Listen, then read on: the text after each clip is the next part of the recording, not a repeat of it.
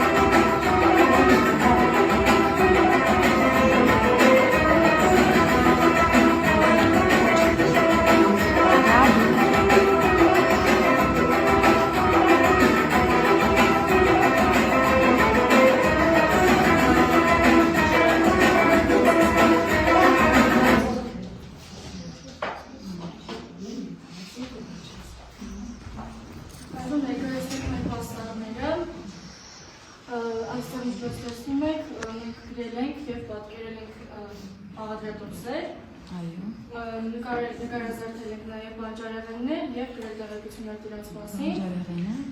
նաև մրգերի ու քաղցրեղենի մասին և պատկերել ենք հայկական գյուղը և օգտվել ենք 10-րդ դասարանի նոր գրքերից ու հանել նվագրական բառերը։ Ինչպես նկատեցիք մեր սահիկներում ընդգծված կարմիր բառերը նույնպես նվագրական բառեր։